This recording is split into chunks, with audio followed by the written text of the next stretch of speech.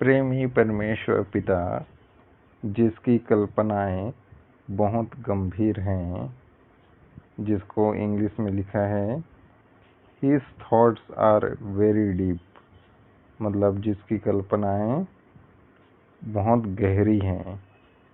Hallelujah. और प्रेमी परमेश्वर प्रभु यीशु मसीह जी और प्रेमी परमेश्वर पवित्र आत्मा प्रभु जी के अति पवित्र और सामर्थ्य नाम में आप सभी को जय मसीह की। आज की तारीख है शुक्रवार 23 जुलाई 2021। मुख्य विषय है पहला, परमेश्वर पिता के बारे में अध्ययन कर रहे हैं हम। इसे यूनानी में पेट्रोलॉजी भी कहते हैं। कृपया ध्यान दें, अभी हम जो सीख रहे हैं उसे सिस्टमैटिक थियोलॉजी कहते हैं, मतलब अपने परमेश्वर और अन्य विषयों के बारे में एक क्रम से अध्ययन करना।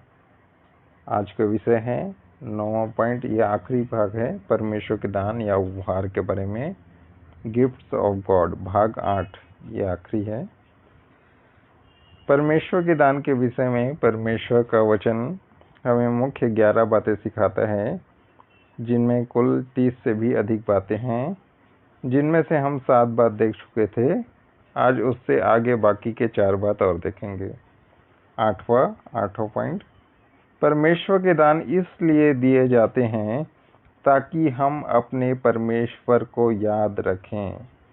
फिर से बोलता हूँ, परमेश्वर के दान इसलिए दिए जाते हैं ताकि हम अपने परमेश्वर को याद रखें, जैसा कि व्यवस्था विवरण 8:18 में लिखा है। तो अपने परमेश्वर यहोवा को स्मरण रखना, क्योंकि वही तो तुझे संपत्ति प्राप्त करने का सामर्थ्य इसलिए देता है कि जो वाचा उसने तेरे पूर्वजों से शपथ खाकर बांधी थी उसको पूरा करे, जैसा आज प्रकट है। तो इस वजन से हम ये सीखते हैं। पहले मैं थोड़ा सा उदाहरण से स्पष्ट करना चाहूँगा। जब हम उस इंसान को जिससे हम ज़्यादा प्यार करते हैं, उन्हें जब कोई गिफ्ट देते हैं तो उम्मीद रखते हैं कि वह हमें याद भी रखेंगे कि हमने उन्हें कुछ उपहार दिया था। उसी प्रकार हमारा परमेश्वर भी, जो हमसे अनंत प्रेम करते हैं, वह हमसे भी उम्मीद रखते हैं कि हम उन्हें कभी ना भूलें, जो हमारे जीवन के लिए सब कुछ बिना मांगे और जितना नहीं मांगे हैं या जितना मांगे हैं उससे भी बढ़कर देता है। जैसे कि सांस जो हम लेते हैं, उसके लिए कभी हमने प्रार्थना की क्या परमेश्वर से, हे प्रभु हमें कल सांस देना, हवा देना। और पानी है जिसको हमने कभी नहीं मांगा है, हम तो इसका इस्तेमाल करते करते भूल गए हैं कि परमेश्वर पानी की एक बूंद भी हमें देता है। और परिवार और स्वास्थ्य है ना, स्वस्थ हैं तो भी परमेश्वर का दान है ये। और नए नियम में जब हम देखते हैं, तब सबसे महान और मुख्य चीज जो परमेश्वर ने हमें दिया है वह है अपना एकलौता पुत्र, अर्थात प्रभु यीशु मसीह। उसके बाद पापों की क्षमा, शैतान के बंधन से छुटकारा, अपने स्वर्गीय राज्य में प्रवेश करने का अधिकार। और इन सब के बावजूद भी उनके बारे में यह लिखा है कि परमेश्वर के बारे में रोमियो 8:32 में लिखा है, जिसने अपने निज पुत्र को भी न रख छोड़ा, किसने? परमेश्वर ने, परंतु उसे हम सबके लिए दे दिया, वह उसके साथ हमें और सब कुछ कैसे ना देगा। वाह, हालेलुया, धन्यवाद परमेश्वर का। 9वां पॉइंट देखते हैं, वह अपने सभी प्राणियों को दान देते हैं। फिर से कहता हूँ, परमेश्वर अपने सभी प्राणियों को दान देते हैं। ये कहाँ लिखा है? भजन संहिता 136:25 में लिखा है, वह सब प्राणियों को आहार देता है, उसकी करुणा सदा की है। यहाँ हम देखते हैं परमेश्वर जिन्हें दान देते हैं उनमें सिर्फ मनुष्य ही नहीं आते। यहाँ लिखा है ना, सब प्राणियों को, मतलब बल्कि इसका मतलब है जिनके बारे में हम सोचते तक नहीं है, जैसे जीव जंतु हैं और पशु पक्षी हैं, उनके बारे में उनका भी परमेश्वर समय पर भोजन वस्तु देते हैं उनको भी। हालेलुया। तो इस प्रकार हम प्रकृति से भी हम बहुत सारी आत्मिक सच्चाइयाँ सीख सकते हैं, जैसा कि भजन संहिता 19 का 1 से 4, नीति वचन 6 का 6 और 30 नीति वचन 30 का 24 से 28 में लिखा है। तो जैसे हम देखते हैं कि नए नियम में प्रभु यीशु मसीह ने कहा चिड़ियों को भी वो देखभाल करते हैं, पक्षियों को। तो जो परमेश्वर चिड़ियों की देख रेख करते हैं वे अपने बच्चों का भी ख्याल रखेंगे। परमेश्वर हमारी सारी ज़रूरतों को पूरा कर देंगे या करते हैं। इसका मतलब ये नहीं है कि हमें कोई काम नहीं करना है, क्योंकि चिड़िया भी मेहनत करती हैं और प्रभु उनके मुंह में नहीं डालते हैं, है ना। परमेश्वर उतर के मुंह में थोड़े डालते हैं चिड़ियों के, है ना। वो मेहनत करती हैं, वे अपना घोंसला खुद बनाती हैं, अपना खाना खुद लाती हैं, है ना। तो उसी प्रकार हमें भी मेहनत करना है और भरोसा परमेश्वर पर रखना है कि वो हमें हमारी सारी ज़रूरत की चीज़ें समय पर उपलब्ध करा देंगे। 10वां, परमेश्वर के दान के लिए प्रार्थना करें, जैसा कि जकरिया 10 का 1 में लिखा है। बरसात के अंत में यहोवा से वर्षा मांगो, यहोवा से जो बिजली चमकाता है, और वह उनको वर्षा देगा और हर एक के खेत में हरियाली उपजाएगा। इस वचन से हमें पता चलता है कि कई बार कुछ चीज़ें ऐसी होती हैं जिसे हमें मांगना चाहिए, मांगना पड़ता है। इसलिए नए नियम में प्रभु यीशु मसीह ने भी कहा है कि मत्ती 7 का 7 से 8 में, मांगो तो तुम्हें दिया जाएगा, ढूंढो तो तुम पाओगे, खटखटाओ तो तुम्हारे लिए खोला जाएगा। क्योंकि जो कोई मांगता है उसे मिलता है, और जो ढूंढता है वह पाता है, और जो खटखटाता है उसके लिए खोला जाएगा। हालेलुया।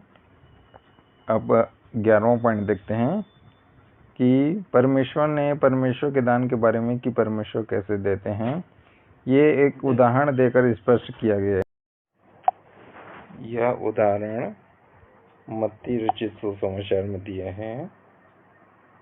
वहाँ प्रभु यीशु मसीह कहते हैं मत्ती के 25 का 14 से 30 में, यह उस मनुष्य की सी दशा है जिसने परदेश को जाते समय अपने दासों को बुलाकर अपनी संपत्ति उनको सौंप दी। उसने एक को 5 तोड़े, दूसरे को 2 और तीसरे को 1, अर्थात हर एक को उसकी सामर्थ्य के अनुसार दिया, और तब वह परदेश चला गया। तब जिसको 5 तोड़े मिले थे उसने तुरंत जाकर उनसे लेन देन किया और 5 तोड़े और कमाए। इसी रीति से जिसको 2 मिले थे उसने भी 2 और कमाए, परंतु जिसको 1 मिला था उसने जाकर मिट्टी खोदी और अपने स्वामी के रुपए छिपा दिए। बहुत दिनों के बाद उन दासों का स्वामी आकर उनसे लेखा लेने लगा। जिसको 5 तोड़े मिले थे उसने 5 तोड़े और लाकर कहा, हे स्वामी, आपने मुझे 5 तोड़े सौंपे थे, देख मैंने 5 तोड़े और कमाए हैं। उसके स्वामी ने उससे कहा, धन्य है अच्छे और विश्वास योग्य दास, तू थोड़े में विश्वास योग्य रहा, मैं तुझे बहुत वस्तुओं का अधिकारी बनाऊंगा, अपने स्वामी के आनंद में सहभागी हो। और जिसको 2 तोड़े मिले थे उसने भी आकर कहा, हे स्वामी, आपने मुझको 2 तोड़े सौंपे थे, देख मैंने 2 तोड़े और कमाए।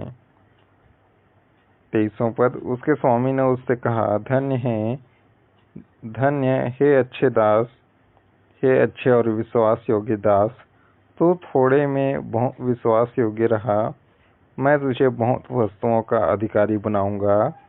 अपने स्वामी के आनंद में सहभागी हो। 24 पद।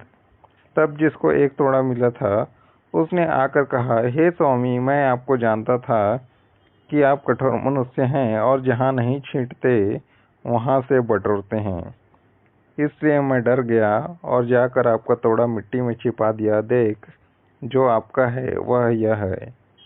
उसके स्वामी ने उसे उत्तर दिया कि हे दुष्ट और आलसी दास, जब यह तू जानता था कि जहाँ मैंने नहीं बोया वहाँ से काटता हूँ और जहाँ मैंने नहीं छीटा वहाँ से बटोरता हूँ, तो तुझे चाहिए था कि मेरा रुपया सर्राफों को दे देता, तब मैं आकर अपना धन ब्याज समेत ले लेता।